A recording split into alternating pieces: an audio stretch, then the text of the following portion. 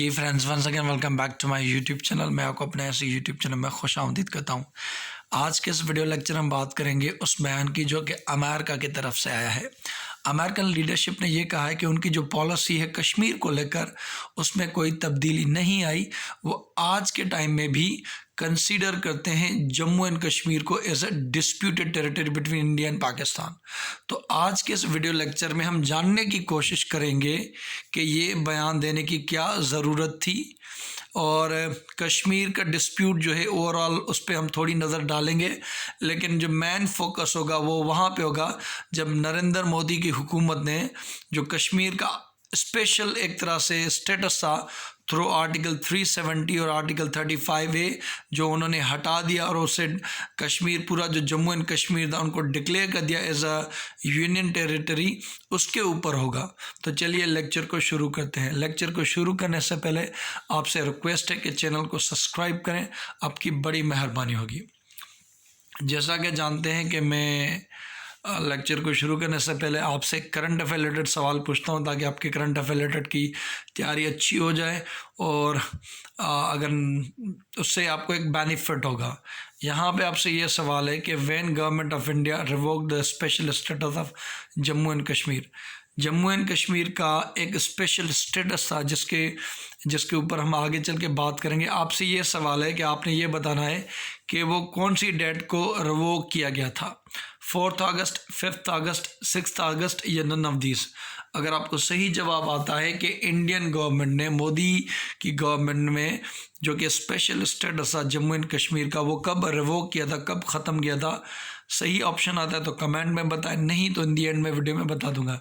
यहाँ पे मैं वो डेवलपमेंट कवर करूँगा। पहले न्यूज़पेपर में देखेंगे जो कि आई है, ये डॉन न्यूज़पेपर पाकिस्तान, वो कह रहे हैं no change in US policy on Kashmir. ये उन्होंने स्टेट डिपार्टमेंट ने कहा है। द हिंदू इंडिया की न्यूज़पेपर उन्होंने कहा no change in policy of Jammu and Kashmir says USA, no change in US policy on Jammu and Kashmir. The Economic Times है वो भी कह रहा है no change in policy of Jammu and Kashmir says US. The Tribune है एक और इंडिया की न्यूज़पेपर, वो कह रहे हैं no change in policy of Jammu and Kashmir. ये एक और है कश्मीर की न्यूज़पेपर, वो कह रही है no change in policy in the region says US state department of Kashmir. देखिए मैं पहले आपको एक ओवरव्यू दे लेता हूँ ताकि आपकी अंडरस्टैंडिंग हो जाए इस इशू को लेके।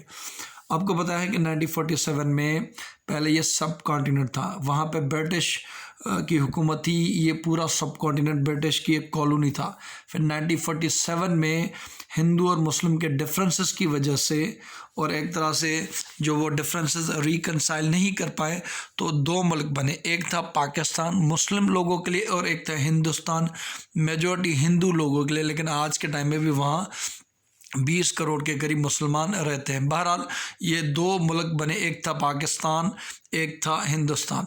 उसमें कुछ प्रिंसली स्टेट थे जिनको ये डिसाइड करना था आया कि वो ज्वाइन करना चाहते हैं पाकिस्तान या इंडिया को। कश्मीरी लोग जो कि मुसलमान थे, ज़्यादातर 90+ पॉपुलेशन जितनी वो मुस्लिम थी, तो वो ज्वाइन करना चाहते थे पाकिस्तान को, क्योंकि वो मुसलमान पाकिस्तान बना ही इस्लाम के नाम के था, मुसलमानों के नाम पे था, तो वो ज्वाइन करना चाहते थे पाकिस्तान को।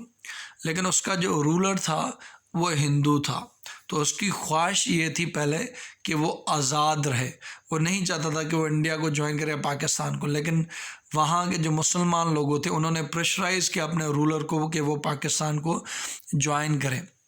तो यहाँ से जो हमारे ट्राइबल लोग थे, पठान पश्तून वगैरह के ये जो बंदे थे ब्रेव फाइटर्स, वो चले गए अपने इन भाइयों की मदद के लिए, क्योंकि जो लोग प्रोटेस्ट कर रहे थे उनके ऊपर इस हिंदू रूलर ने जो थे उन्होंने एक तरह से अटैक किया। और जब अटैक किया तो यहाँ से लोग, मुसलमान लोग, उनकी मदद को चले गए। जब ये सिचुएशन आई तो हिंदू रूलर ने रिक्वेस्ट की पंडित जवाहरलाल नेहरू से कि आप हमारी मदद करें। तो उन्होंने ये कहा कि हम आपकी मदद तब तक नहीं कर सकते जब तक आप इंस्ट्रूमेंट ऑफ असेशन साइन करें। तो इस कंडीशन पे उस हिंदू जो रूलर था और वहाँ पे एक मुसलमान थे, गालिबन उनका मुझे नाम याद नहीं आ रहा, लेकिन ये शर्त रखी गई कि हम आपसे ज्वाइन करें इंडिया को, लेकिन आप हमें अपनी अलग रियासत देंगे, लिमिटेड ऑटोनॉमी हमारी होगी। उसमें यह कहा गया कि जो आपके डिफेंस, आपके ट्रांसपोर्ट, आपके कम्युनिकेशन, ये सारे मामलात इंडिया देखेगा। दीगर जो मामलात होंगे वो आपकी असेंबली तय करेगी।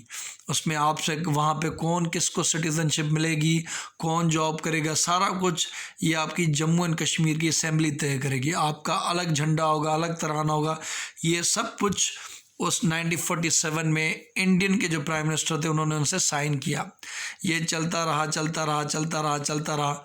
आपको पता है कि फिर ये एक 1948 में यूएन सिक्योरिटी काउंसिल आई थी, फिर हमारे बीच में लाइन ऑफ कंट्रोल बनी। एक हिस्सा अगर आप कहें कश्मीर के 3 हिस्से तो थे, एक हमारे पास था, 2 आज के टाइम में भी इंडिया के पास हैं। तो यूएन सिक्योरिटी काउंसिल ने ये कहा कि एक रेजोल्यूशन होगी, वोटिंग होगी, जो कि आज तक नहीं हुई, जिसमें यह कहा गया था कि हम कश्मीरी लोगों को वोट का राइट देंगे कि आइदर वो ज्वाइन करना चाहते हैं पाकिस्तान, इंडिया, या आज़ाद रहना चाहते हैं। हम आज के टाइम में भी ये कहते हैं कि वो आप वोटिंग कराएं, जो कश्मीरी लोग कहें हमें वो मंजूर है। बहरहाल वो आज तक वोटिंग नहीं है, क्योंकि इंडियन लोगों को पता है, हिंदू लोगों को पता है कि अगर ये वोटिंग हो जाएगी तो कश्मीरी लोग जितने वहाँ मारे गए तो वो ज्वाइन है। बहरहाल ये उन्होंने कहा कि ये वोटिंग होगी, जो कि आज के टाइम में भी नहीं होगी। फिर चलते चलते आपको पता है कि ये स्टेटस दोनों में चलता रहा। एक टाइम ये भी आया कि मुशर्रफ साहब हैं, वाजपेयी साहब, एक तरह से उन्होंने एक फार्मूला पे एग्री भी किया था कि वो रिजोल्व करेंगे कश्मीर इशू। बहरहाल कुछ डिफरेंसेस आ गए, अगेन वो डीरेल हो गया। मुंबई के जो टेरर अटैक्स हैं वो हो गए, पठानकोट, उरी, ये कुछ हुआ, तो सारा कुछ जो मामला था वो डीरेल हो गए। अगेन दोनों जो कश्मीर का इशू था वो फ्रोजन पे चला गया। लेकिन जब मोदी गवर्नमेंट आई, BJP government, hardline Hindu government आई, तो उन्होंने एक तरह से एक हार्ड फिस्ट अप्रोच ली और उन्होंने जो ये आर्टिकल 370 था, आर्टिकल 35, ये याद रखिए, ये आर्टिकल 370 जो है 370 और 35A, ये कश्मीर को एक स्पेशल स्टेटस देता है। इसका मकसद ये है कि कश्मीरी लोग जो हैं वो ही वहाँ पे वो ज़मीन ले सकते हैं, बाहर इंडिया से आकर कोई बंदा वहाँ पे ज़मीन वगैरह नहीं परचेस कर सकता। ये उनकी सिटीज़नशिप देती थी। अब मोदी ने उन्होंने ये जवाब दे के उनका ये स्टेटस हटा दिया कि भाई आपको हम अपनी मेन जो इंडिया है उस पर आपको इनकलकेट नहीं कर पा रहे, हम आपको उसमें शामिल नहीं कर पा रहे हैं। ये आर्टिकल इसमें एक रुकावट है, हम आपको उसमें शामिल कर रहे हैं ताकि आपकी डेवलपमेंट हो पाए। बहरहाल ये एक मकसद था कि कश्मीर की एक डेमोग्राफिक चेंज की जाए, वहाँ ज़्यादा से ज़्यादा इंडियन रहा जाए। कल को अगर वोटिंग को भी हो तो चलो, ये वो फार्मूला फारूक है इज़राइल वाला कि जो फ़लस्तीनी लोगों की ज़मीन है वहाँ पे इजरायली लोगों को सेटल किया जाता है, तो यहाँ पर भी मुसलमानों की जगह पे हिंदू लोगों को सेटल किया जाता है। बहरहाल आपको पता है कि उन्होंने आर्टिकल 370 हटा लिया, 35 हटा लिया, और जो उनकी स्पेशल स्टेटस था वो ख़त्म कर लिया और उनको डिक्लेयर कर दिया एज देयर यूनियन टेरिटरीज़।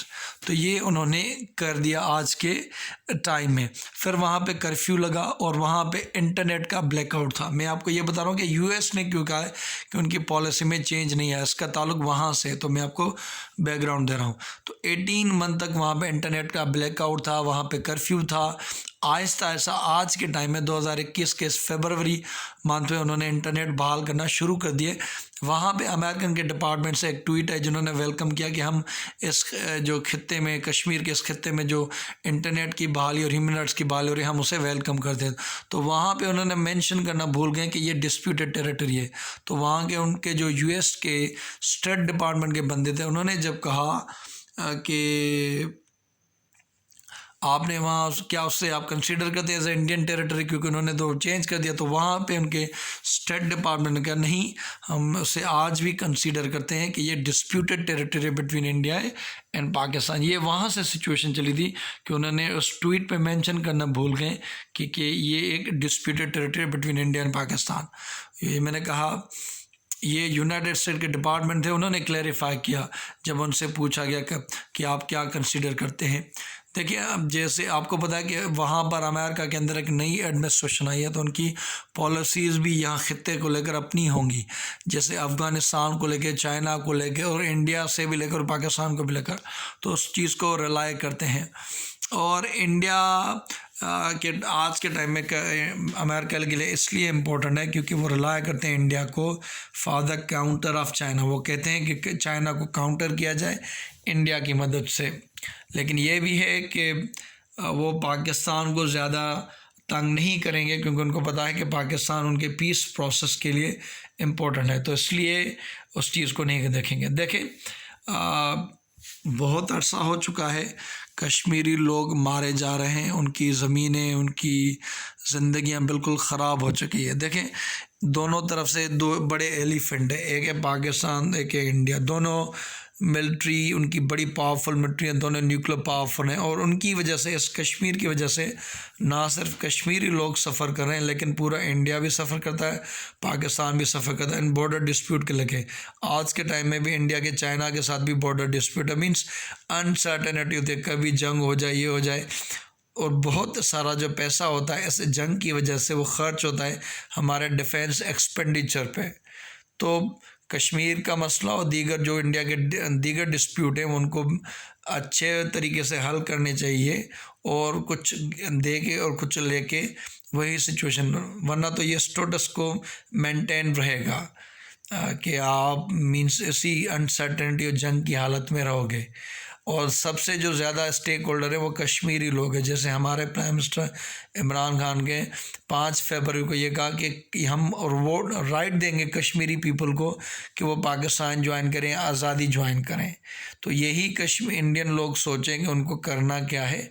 जो मुशर्रफ ने फार्मूला दिया था कि दोनों कंट्रीज़ के लोग आ जा सके कश्मीर के अंदर, कश्मीरी दोनों कश्मीर को मिला दिया जाए, उनको बॉर्डर ओपन किया जाए, दोनों उनको मिल बैठ के कुछ करें, तो वो भी फार्मूला हो सकता है। बहरहाल, ताकि अगर ये कश्मीर का मसला हल हो जाता है तो सारे जो दीगर इश्यूज़ हैं ट्रेड को लेकर और कोऑपरेशन को लेकर बहुत सारे इश्यूज़ हो सकते हैं, और ये जो टेररिज्म वगैरह होता है ये भी ख़त्म हो जाएगा। तो ये आज के टाइम में सारा कुछ जो है इंडिया के ऊपर है कि वो किस इन चीज़ों को कैसे लेके चलता है। बहरहाल, अगर ये नहीं होता तो ये सिचुएशन ख़राब होगी और अमन की सूरत बिल्कुल ख़राब होगी इस खित्ते में। आप क्या सोचते हैं नीचे कमेंट में बताइए, और अगर आपने चैनल को अभी तक सब्सक्राइब नहीं किया तो सब्सक्राइब कीजिएगा। Thank you so much. अल्लाह हाफ़िज़।